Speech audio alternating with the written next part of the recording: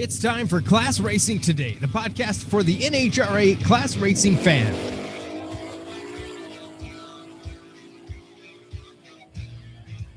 Welcome back to another episode of Class Racing Today, classracingtoday.com, classracingtoday@gmail.com. If you have any questions, comments, you just want to say some nice words, or you want to help sponsor the show and make it even better, send us a note there. Brian and Bobby, we're still in the middle of the unknown when it comes to racing in the era of COVID. Let's dig into it a little bit. How are you guys? What's happening in the world, your worlds today? My world is boring. There's no racing to do. The weather's awful, and I want to move to Florida. Really? I would move to California, but it's just out of the question now. Florida it is. Quit being bored. Go out to the shop and work on your damn car and make it faster, Bobby. Fast enough. I can't make it any faster. Yeah, you can. You can sell it and buy a bow tie. That is a nice pack. You just write the check. Chevy. There's about 100 engine builders that perfected this. So boom, boom, boom. Here you go. Make me fast. Why don't you try a challenge? Get yourself a Ford. Try a challenge. Come up with your own ideas. You would be a great Mopar guy, like the great John McLaughlin says, it's not easy or cheap being cooler than everyone else. You got that right. Do you know what else I get blinded driving up to the lanes, all the snaps, all the boom, boom, boom, boom pictures. I got to make sure my hair, face is nice, presentable, cars polished. Not like you. You can roll that thing through the mud, drive up to the lanes. Nobody's looking at that thing. So does all that work translate to cash by chance? Any trophies? That doesn't matter. Come on. If we lose, we're going to look good doing it. Man, don't ask foolish questions, Craig. Come on. I feel like I'm starting to find myself hanging out in a circle of darkness. There's I go to the racetrack. Everybody that pits around me has stick shifts. Then I invite Bobby to come do a podcast with me, and he's a stick shift guy. Were you hoping for something else? I thought I could convert them, but I don't know. Now, wait, hold on. Wait, are you wanting to go to the dark side now? I think they should go to an auto, but I don't know. I found an interesting guest today, Greene from Florida, who's another stick shifter with probably the coolest name for a YouTube channel ever, the Stick Shift Syndicate. Like, I kind of want to be part of that group. Is this like a gang? Oh, me too. It sounds dangerous. I wish I was creative enough to come up with a cool name like that too. Like, I have not one creative bone in my body. How are you, Autumn? I'm good. How are you guys doing? Autumn, how old are you? I'm 20. 20. You so don't you're probably normally the youngest. ask. She's probably. I know. Sorry, you're not supposed to ask that to a woman. But It's okay. what I was getting at is 20-year-old. Fresh stock eliminator stick shift driver. Just not something you see every day. It's definitely different. It's not seen. Even seeing a young kid go from juniors or something else, it's not common to see them go into stock regardless. Yeah. Not even just stock, a stick shift stalker. Like, you didn't go into super comp like 99% of your peers. No. Good for you. Did you have like a fake shifter lever? Like, was your dad grooming you from an early age to like pull the lever just to pretend like you're rowing gears going down the strip in the junior? No. But he did have a GTO when I was young, a 2005 GTO. And when he would drive, it was street legal. When he would drive it down the street, I would put my left hand on it, and I would shift it with him. So, I've been interested since I was very, very young. You know, those GTOs make like amazing stalkers, don't you? Yeah. So he had the GTO. He broke it doing drag week. I begged him to keep it, and he was like, "No, I'm selling it," because he was so angry. So yeah. They are hard to make work, I think, just because they're so freaking heavy. But that's like the most underrated combo out there right now. That with the stick, that would be really killer. Eventually, I would love to get that car back if it is ever in the playing cards, and make it into a stick shift stalker if I ever am able to. Yeah, that's pretty wild. Yeah, I don't know. You guys might convert me to the stick thing. It definitely would be fun just to try rolling the gears in there. What made you want to get into stock? Tell us your story. Where did you come from? Who is Autumn? All right. So my sister started junior dragster racing when I was about 3 years old, because she's 9 years older than me. So I was brought into this very young. My dad was street racing all the time when he was younger. They really didn't know the first thing about bracket racing when my sister had started. So my thing was, as soon as I turned 8, I wanted to start junior dragster racing, and he got me a car. I got into it. So I started junior dragster racing when I was 8 years old. I did it up until I was 18. When I was probably about 15 or 16, we would go to local bracket races, and then we would go to our one national NHRA event, which was the Eastern Conference Finals. We begged our then Division II director, Rich Schaefer, to let juniors run at the divisional races that they had for D2. And we told them, hey, we'll show up at every single one that you have. So they did a trial run in either 2016 or 2017. I'm not completely sure of the year. They ran us at 4 of the division races. They had a decent turnout. So when they had a decent turnout, they said, okay, we'll run them at all 7 division races. So we really got to go and see the classes that they ran at the division races.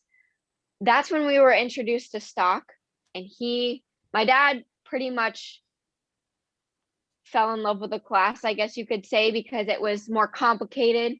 It was, it had the rules. It was nice cars. A lot of people do it.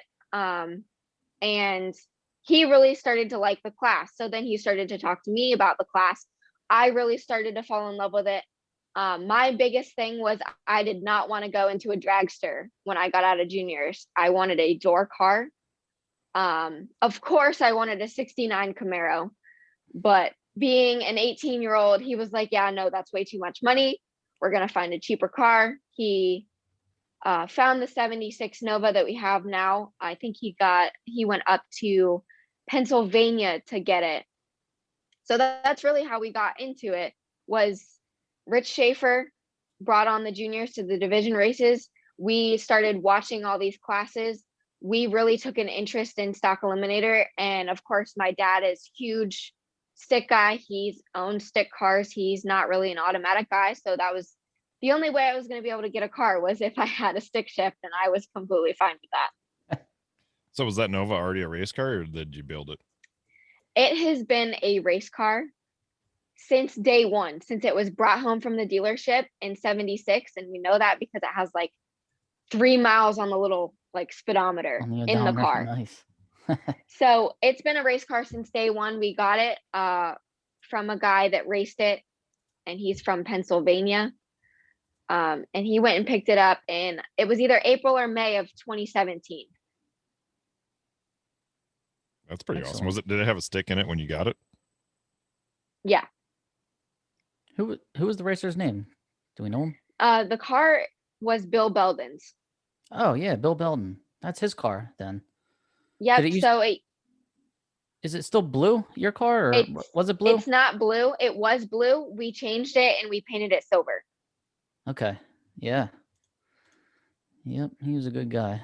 So I'm glad that car is still running then, and you are the owner. That's an H-Stick 76 Nova. You guys call it the Disco Nova, right? Yeah, we do. I love it. Me and my dad, we love disco music. So what better name to give it? Disco Nova. Do you have the disco ball outside the trailer like going, or? I don't have a disco ball for the trailer. I've never thought about that. So that's actually a good idea. But I have a disco ball hanging from my mirror inside the car. That's awesome. There you go. What was your success like? Did you do pretty good in juniors, or? So in 2012 at the Eastern Conference Finals, I runnered up. So I was not the national champion, but I was the runner-up to the national champion.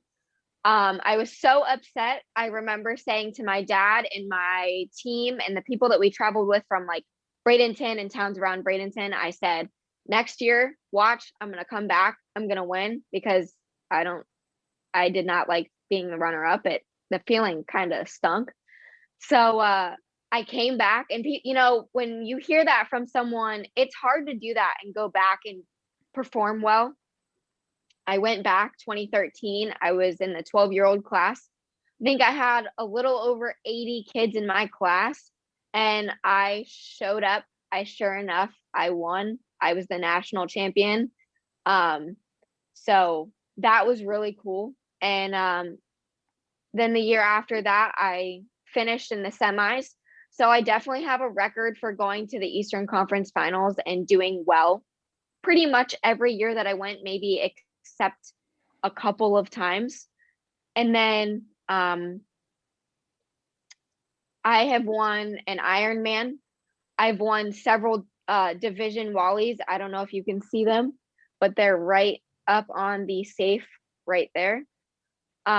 And then in 2018, my last year in juniors, they ran a full season for juniors at the division races for Division 2.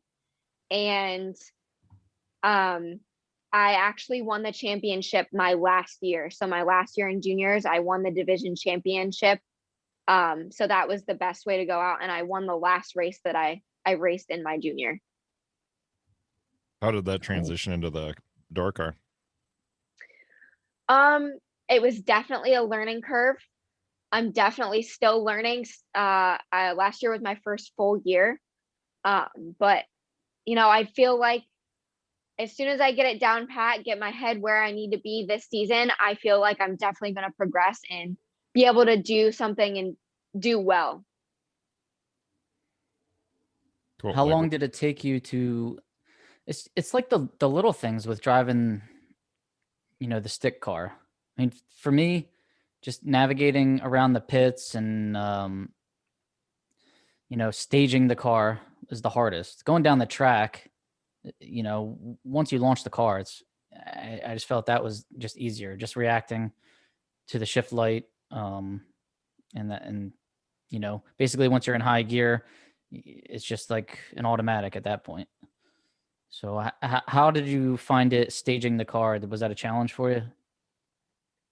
So at first, actually for pretty much an entire year, I did not stage with anything but the clutch and the brake in the car. I did not use a line lock or anything.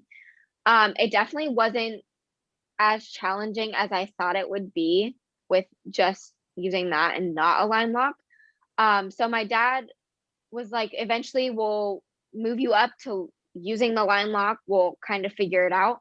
So last year, in October, we went to South Georgia Motorsports Park for Division 2 National Open. And, I was kind of like, all right, Dad, like this is kind of, I can't stage consistently. I think, eventually we're going to have to work on this line lock. So he taught me at SGMP. I definitely struggled with it because something in my brain was not clicking. I wasn't letting go of the button. So it would mess my reaction time up. But a few weeks later, I had another race and I literally just, I guess I could say, bullied myself into letting go of the button and not being afraid that the car was going to move. I mean, it's a division race. It's not a big deal anyway. So I would bully myself and be like, okay, let go of the button. You're fine. And, as I got used to it, it was way easier. Honestly, I struggled with it the first race of this year, just getting back in the routine of letting go of the button. But as I get more used to it, I'm definitely going to be fine and I'm not going to have an issue with it, I'm sure. Now the button, so you're holding the line lock on the shifter button, Mhm. and you're popping the clutch and letting go of this button. That button on the shifter, that's your two-step and your line lock. So it's holding your revs and My it's holding the clutch. my two-step is on the clutch pedal. All right, so that's where you need to. So I have the same thing. Now, I have a relay in my car that maybe this would be beneficial for you to try, is when I push the clutch pedal, that button also takes over the hand. So I stage the car, I'm holding the shifter button, that's the line lock. Once I get in and I push the clutch to the floor, I can let go of that button. The button on the clutch pedal is now holding the revs and it's holding the line lock. So when you pop the clutch, both of them release at the same time. And you don't have to worry about letting go with your thumb and clutch pedal, at the same time. So it Yeah. might be See, something to think about. I will definitely think about that. I'll definitely mention it to my dad, see what he thinks about it. But I don't let go. So when I hold the line lock button, I actually let go before the lights start coming down. Okay. Because I have to open my hand on the shifter. If I don't open my hand, the motion of the car, if my hand's closed, I pull it out of first gear. Mm-hmm. So I let go of the button and change my hand to this. It's gotten a lot easier as I had, a few runs down on my belt, because it was just like, let go of the button, move my hand. I just wasn't connecting, letting go of the button. Like, I was like, if I let go of the button, the car's going to move. It's not, the clutch is pushed down. So that's where I was struggling. So I finally got it in Atlanta last year and was like, all right, we're good. Bobby doesn't have to worry about that because his car doesn't leave hard enough to actually pull the lever. My question is, when you are on the floor with the car at launch RPM, you can do that with no line lock? The car won't creep on you? So it doesn't creep enough. Okay, because mine, I have to have a line, and I have to have good brake pressure, but I'm leaving at such a high RPM with the inertia, the clutch gap's closing a little bit. So if I don't have that line lock set, my car it'll roll through the beam. Yeah. And I can't give it enough gap I can't give the clutch enough gap to not do that. So that's just something, again, why I have to have that line lock on. Brian's still trying to figure out what a clutch pedal is and why there's 3 pedals in a car. But I thought that was the emergency brake. Come on. Oh, Bobby. But it's nice to actually talk to somebody that knows what a stick shift is, and I don't have to educate Brian here. I have Autumn here I can have good conversation with. That's a double throw, double pole relay. Autumn, MSD 8960 is the part number. Get that, wire that in there. You can let go of that button earlier if you want to. But you know what? You don't need the line lock on while you bring it up to launch RPM. So now that I'm thinking about it, you probably don't need that. Yeah. But I've seen guys in D1 that, that forget to let go of that button. They're still holding that line lock button while the car is launched. So the car will come down from its little wheelie and the front tires are just locked and they slide. And then he lets go of the button. I've seen interesting things. So I don't like to have to hold that button. That seems like it could create a bad day for somebody if it turned bad. Yeah. I've watched a guy do it 2 days in a row with a really 2 different really nice Corvettes. One was a super stock and one was a stocker. But I think there's now something wired in there to kill that button. Once the clutch lets out, it shuts that button off, so you can't keep the front wheels locked when they come back on the ground. I would hope so, because oh my goodness, that makes me sick just thinking about it. It makes me nervous. Now that we've completely messed with Autumn's mind for the first half of the race season, what are your thoughts is coming right from juniors into stock? Like what was your thoughts coming into the first year? Were you pretty well accepted? Were people pretty helpful? Like, I was new. This was my second season, but I'm already well, in my mind, I'm an old man in stock. I'm probably still pretty new, but I mean, you've got me by 22 years. So what was that like as a young girl coming into stock? Like, what were your thoughts, or how were you accepted?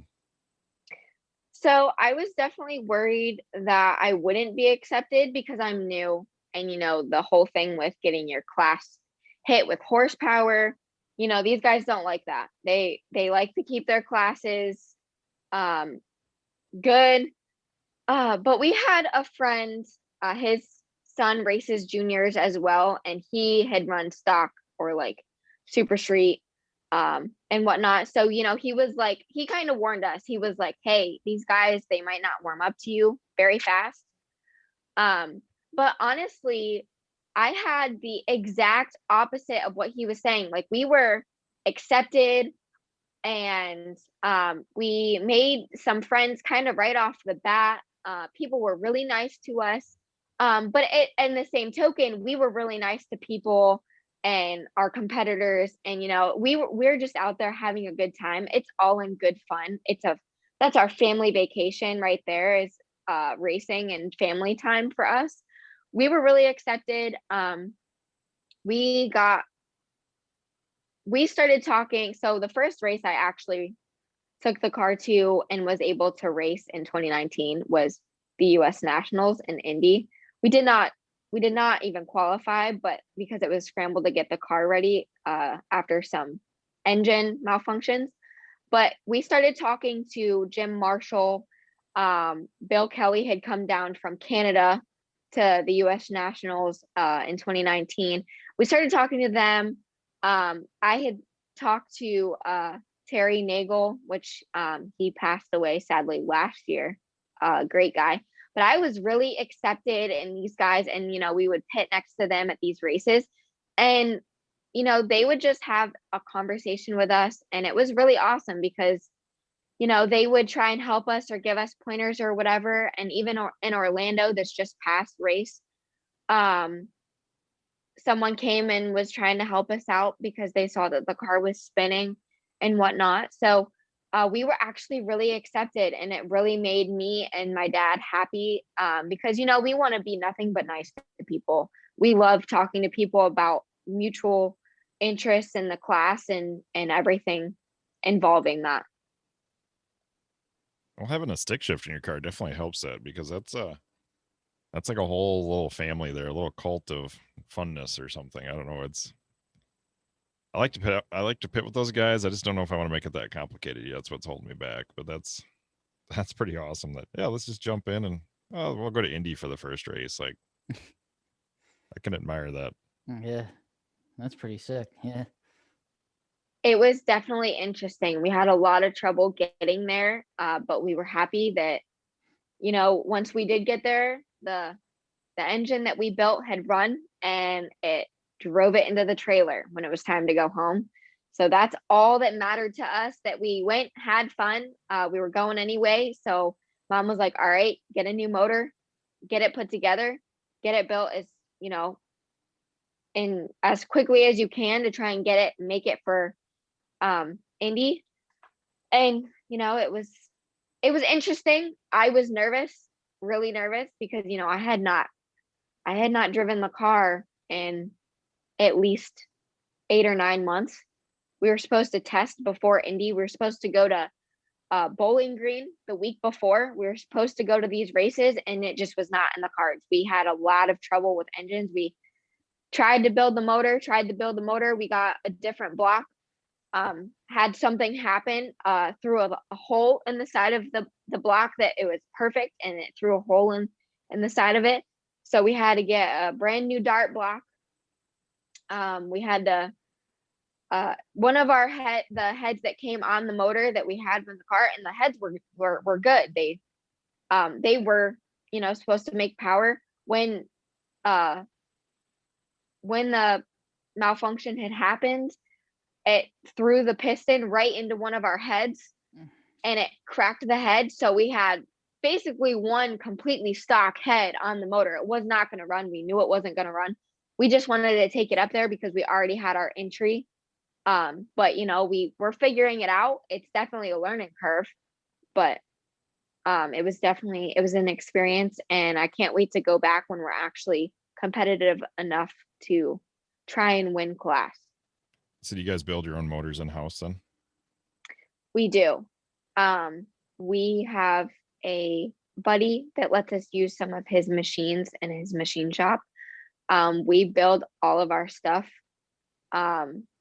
So I'm very fortunate, and we're very fortunate to be able to do that. And, sending it off is a lot of money. And honestly, I love to learn stuff about the cars, about the engine. When I first started, I could not tell you when we first got the car and started testing it, I couldn't have told you that it had a 350 small block with 993 heads and a Q-Jack carburetor. I couldn't tell you any of that. Now I can, 350 small block, 993 heads, it's got the Q-Jack carburetor, I can tell you more about it. So it definitely have picked up a lot of knowledge and I really enjoy that.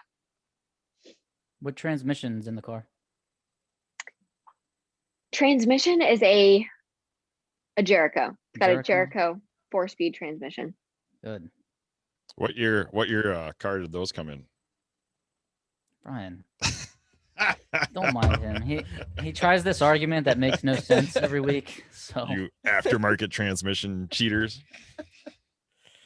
Hey, it's in okay. the- You don't drive All right, a let's stick, so Autumn here. Well, Autumn, you can help me. You can help me educate Brian on the Oh. NHRA Okay. rule book because he obviously doesn't know anything. And okay. the rule book says you can run any corporate transmission that came in that car at one time or another. Now the Chevy people always complain and they always get rules in their favor. So where you used to have to run a 2-speed power glide, let's say in your mid 60s Chevelle or something. Now you don't have to. They complain. They got that changed. Now you can run 3 speeds. However, they run this E-shift crap that didn't come in any of their cars. And Brian thinks that because we're allowed to run a 4-speed stick shift, which is in the rule book, where we actually do shift our own gears, he thinks that the E-shift should be legal for that same reason. I don't know. It doesn't make any sense to me. Maybe it makes sense to you, but In my opinion, I don't like the E-shift. I think if you have a stick shift, you should be shifting the car yourself. That's my personal opinion. I think that's how it was back in the day. They didn't have E-shift in the 60s, 70s. no. And So- E-shift only came in that like 4L60E transmission that none of these people are running in their car. So why they're allowed to run E-shift on a metric 200 is beyond me. But whatever, we've beat that dead horse enough times. I want to know more about your Stick Shift Syndicate. Sounds like you have your own YouTube page. You're doing your own promotion, which has basically become all of our jobs. Like as racers, we have to promote this sport as best as we can because NHRA is not really going to do it for us. They'll do it for the, their bread and butter pros, but for us stock and super stock racers, which I think is a boat they've been missing for way too long. We're the best car show on earth. We're doing what, where else can you go and watch muscle cars do what they were originally meant to do? Nowhere but an NHRA, divisional or national or association race, wherever. So NHRA has been missing the boat on this, and it's our jobs to, promote ourselves and promote stock and super stock. So tell us a little bit about this YouTube page that you have. So I started the YouTube thing in the end of 2019. I wasn't a huge fan of the editing stuff. And I did a little bit in 2020. Still wasn't a huge fan. But definitely working for someone else motivated me to like it a lot more because this will help me out in being able to continue racing if it does go somewhere. I believe that for sure, NHRA is not going to do the promoting for us. They only want to push the big guys, the big classes, the classes that everyone goes to see. Realistically, I like watching stock, super stock, factory, the factory stock showdown. I really like that. My dad really likes that. That's what we're into, and I'm sure there are a lot of other people that are into it. You just have to find the right crowd. You gotta, get the attention of the right crowd to watch it because people are interested in anything. So with YouTube, my dad was like, "Hey, why don't you start doing YouTube? There's a lot of people around the United States. I mean, heck, maybe even the world. They have to sit at home because, their financial situation or their funds don't allow it at this point in time in their life. So, they'll live vicariously through you.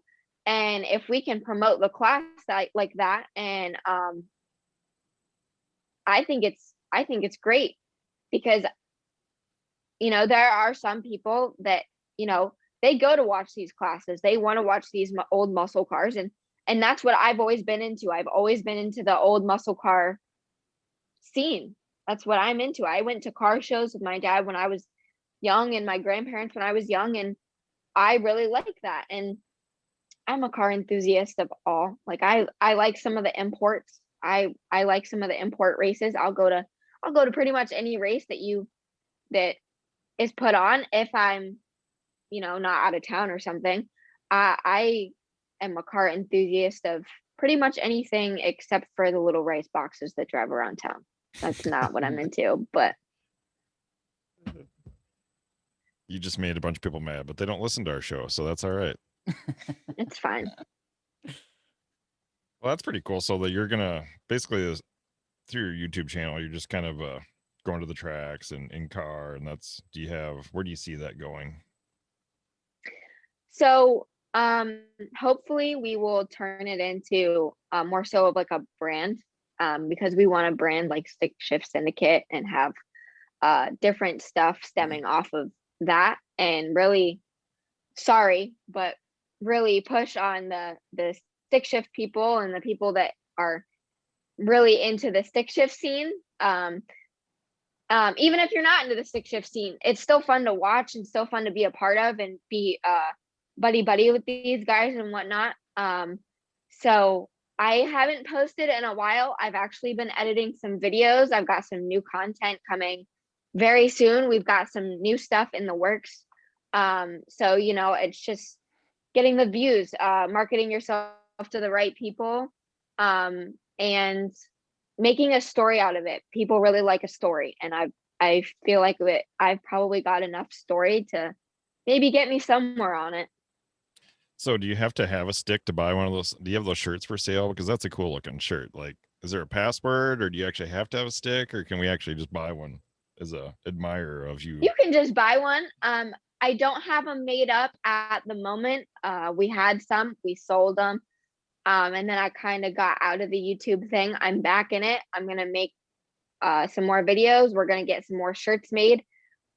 So, I mean, if that's what you're getting at, if you would like to purchase a shirt, Brian, I would be more than happy Awesome. to send you a shirt, even though you're not a stick guy yet. We will. That may be how you get them. Maybe I send him one and maybe he'll suck him in. I came here for the shirt and I left with a stick. Well, you guys should come up. So at Rock Falls, Wisconsin, June 18th, our association, we have a really big class racing association here. They're actually doing a stick shift shootout. I wore my Stick Shift Challenge Midwest Class Racers shirt, but you guys should bring a car up and do that. Like, you can do the Stick Shift Syndicate live from Rock Falls Raceway for the Stick Shift shootout, where only stick shift cars are racing. That would be really fun. I didn't even know that was happening. So I'll have to look more into that and see if we can make it up there for that. Yeah, it's I obviously get just to sit around and watch the mayhem of people messing with their clutches all day, but it's it's always quite the spectacle. Like, I enjoy there. That's everybody I pit next to runs sticks, so I was part of the crowd. I'm just the degenerate that has the magic voodoo box, as some would call it. And I don't know. It's fun watching you guys, and someday I will. Maybe this will be the year I'll run one down the track and then be hooked. But yeah, you will be. You won't want to go back. Believe me. You won't know what to do with your hands anymore after you what do you do in your car anyway? Do you have that? Get the Ricky Bobby, like when I'm interviewing, I don't know what to do with my hands. Like, yeah. Do you have your do you have your SFI approved dress? That. Come on, there's a lot of things going on in my head, and I'd probably forget to shift as a rookie. But I will be honest with you. I feel a little humbled that a 20-year-old girl could just hop in and make it work, and I'm kind of scared of it. Like, you may have challenged me to rethink my program. She's running a Jericho. She doesn't even have a G-Force or a Liberty, too. She's running the real trains. You got to yank on that thing. A lot of people shy away from it, and I'm not I'm not sure why. I guess it's just intimidating. But I definitely would encourage anyone, if they wanted to try it, if they were interested, even in the slightest, to try it. Because, you know, if you don't like it, you don't have to do it. If you like it, there's another option for you to work on another car, or make your car something else, or learn something new. Because I mean, I'm really into learning. Some people are not. But it's really fun, and it's not that you might forget the shift. You don't have to make a full pass the first time you go down the track. You don't have to make a full pass the 10th time you go down the track. All you have to do is try. And the fact of the matter is that you tried. If you don't like it, you don't like it. And, that's fine. But I definitely think you should at least give it a try. I think the Stick Shift Syndicate needs a rental car to rent out to its members. To the followers of the YouTube page here, if you want to try driving a stick, there's a nice GTO. You can get that back. That you can. Bob, you just want to drive a down. fast car. Are you running Gainesville, Autumn? I am. So I'm going to be going to the Baby Gators. And then I'll go to the national event the week after. And then we're going to the Super Stock Sportsman Showdown at South Georgia Motorsports Park. So we've got 3 races, 3 weeks right in a row that we're going to. Excellent. I'll be down in Gainesville. My fiance and I are taking the trip just for the nationals, so we'll be sure to find you and steal one of the Stick Shift Syndicate shirts when you're not looking. I think I don't know if she has any mediums left for you, Bobby. Small. I need a small. What are you talking about? Just medium. I'll have to hurry up and get some made for you then. All right. What would you give for tips or advice? Like, how do you get, as a young person coming into the sport, like if you were going to tell anybody in class racing now, how do we bring more people into it? How do we make it more accommodating? What is your advice? There's people out there right now in juniors that really are going to be out this year. They don't know where to go or don't know how to start. What's your advice to bring more young people into the sport and make it more accommodating for them? Well, my advice would be, give them the option, show them the class, see if they're interested. Because, if you're not interested, really, you can't make somebody get into a class that they're not interested in. But give them the options. There's not just the 69 Camaros and the 72 Novas. There are other combinations that you can go with that, aren't as expensive. So if you want to try it out, if you want to try something, you could get one of the slower cars, or one of the car, like my car. It's not a desirable year. I call it the ugliest pretty car. That's what I call it sometimes. It's obviously a joke. I love my car, but I really think that this class is sort of lost in translation. A lot of people don't understand it. I mean, heck, me and my dad are still trying to figure it out, but I don't think it's promoted enough. It's definitely a dying class, because, when these older guys are gone, like, who's going to be running the class? Like 3 of us. So I think it definitely needs more promotion, just to be kind to people. Don't scare them off with the, oh, people might be mean to you. I think everybody just needs to be nice, play fair. And if they're given the right advice and taught the right way, maybe they won't go out and wreck the class on the first try, or first 10 tries, whatever. Definitely needs more promotion. And yeah, I've been on the forums where somebody will come on and say, now mind you, there are very nice and helpful people out there, but sometimes they'll come on with a question like, hey, I want to get into stock. And then 20 people would jump on and be like, it's too expensive. It's too this, it's too that.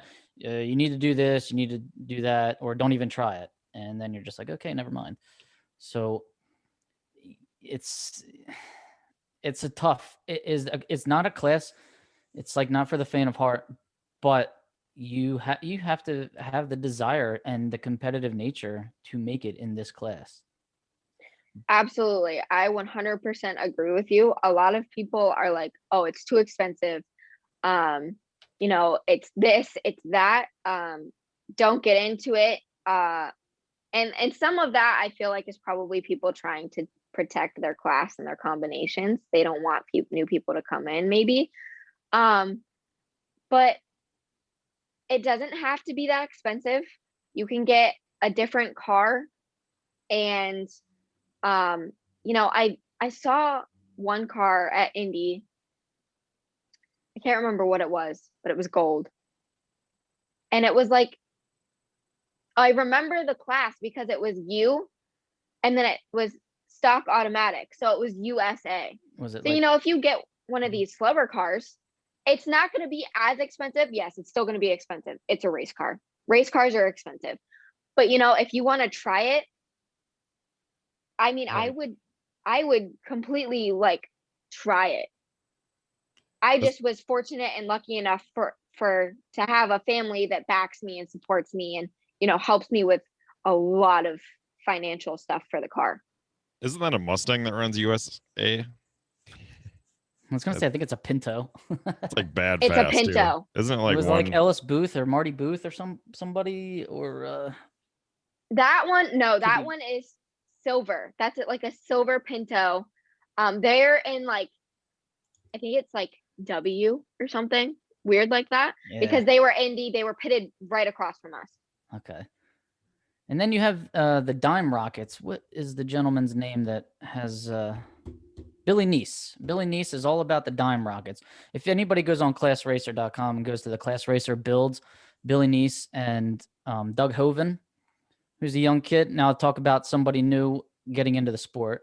Doug's father, Dwayne, runs Superstock GT and a Ford Maverick, and he runs well. And Doug is probably about 16 years old, 17 years old now, just started driving, and he's at the track all the time, and I can definitely see him getting into stock and super stock within the next couple of years.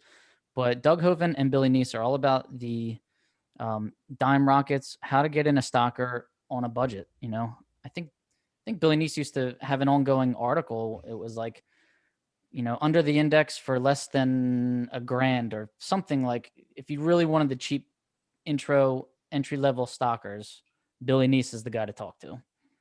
That'd be a great guy I to have think- on the show. Yeah, that's also a good idea. But I think that's a great thing. Like, that definitely should be promoted more. Well, we're relying on this podcast, your YouTube channel. Like I said, it's all up to us. I hand out flyers at NHRA events. The thing about national events is the crowd is there.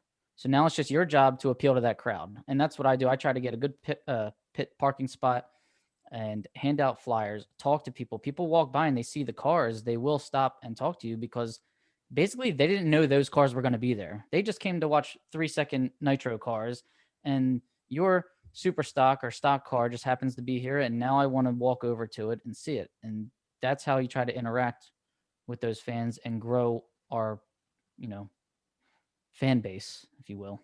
The only- Exactly. I completely agree with that. We got to promote it, and they don't expect other classes to be there because NHRA only promotes that, it's going to be pro stock, funny car, top fuel, whatever, they only promote that. So Well, the thing I see being the problem too for like Autumn and I, we're busy going rounds. It's hard to promote. Or Bobby, you're sitting there first round, you got nothing left to do but advertise and help promote. So you're just in a lot better position than we are. Yes, I noticed. Oh, Brian. Brian's really taking some shots today, isn't he?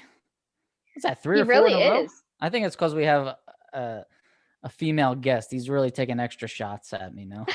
No, we have a young female guest that has a stick shift, is not afraid of it. And I'm like, oh, I can't figure this out. I feel like a battered old man right now. Oh, I got you. You're just nervous because you found someone that's, a female and young, and they're not afraid of something that you are a little afraid of. Yeah, that does kind of hurt the man card right there. I'm not gonna lie. Yep. So even this year, I was going to make it even more interactive at my pit spot. I'm going to have the tree there and the simulator. I want people to come by and check it out. Hit the tree, compete against your buddy. And by the way, we have a podcast called Class Racing Today. Check us out. So Yeah, that's definitely a way to promote for you.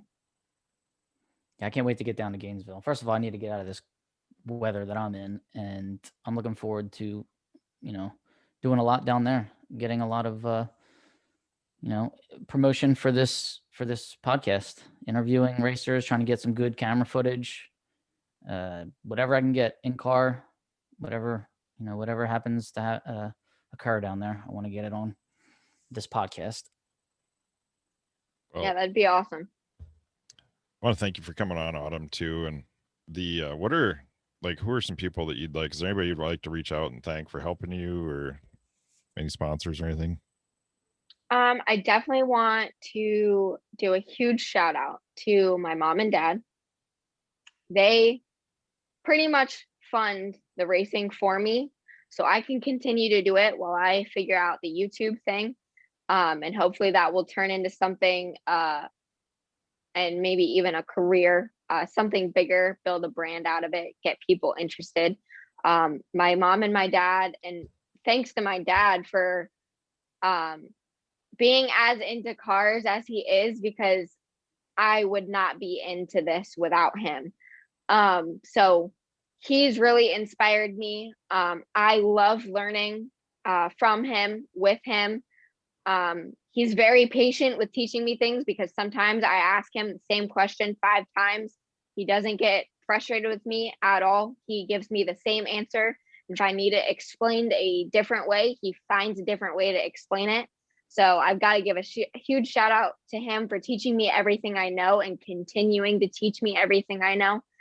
And just like my family for support, my sister has played a huge role in support. My mom always supports what we do, and never really makes us think about it. This is our thing. This is what we do as a family together. And I really connected with Terry Nagel. He had, I believe it was I want to say a 69. It was either 68, 69 blue Camaro, had Nagel equipment on the back quarter panel. He passed away last year. He was one of the nicest guys. Jim Marshall, one of the nicest guys you could ever meet. Someone else I actually was helping us in Orlando. I actually forgot his name on accident, but I know that he has a mint green Camaro. It's I believe it's a soft top. So I remember people buy their cars, but that guy, all the people that have helped us and been kind and friendly to us. Bill Kelly up in Canada, we would love to see him back in the States. We miss him. But yeah, definitely my parents. Huge shout out to my parents. They definitely pushed me, and my dad believes in me to take this YouTube channel somewhere. And actually, last night he was like, I am helping you with this because I believe in you. And that's sometimes all you need to hear it from someone you look up to is, hey, I believe in you. So my parents, they give me that, hey, I believe in you. And that's what I needed. So it can't be overstated for sure. So thank you. And thank you to your parents for getting you into this. We need some more young drivers. Be sure. So, all right, we will subscribe to your YouTube channel. You got to subscribe to our YouTube channel. How's that?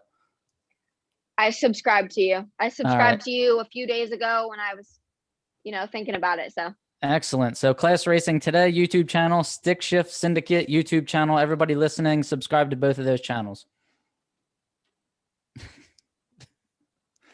Of course, they already have to be subscribed to our channel to be listening. Well, not necessarily. Yeah, to be listening to this.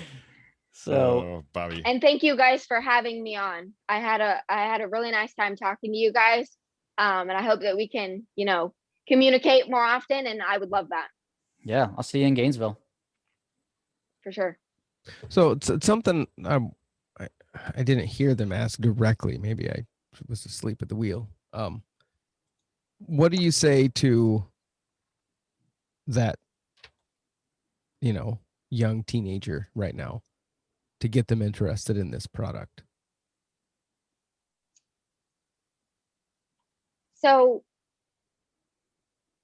the rules and everything is intimidating. So you don't want to tell them the rules right off the bat. Hey, you want to go into a class with 10,000 rules.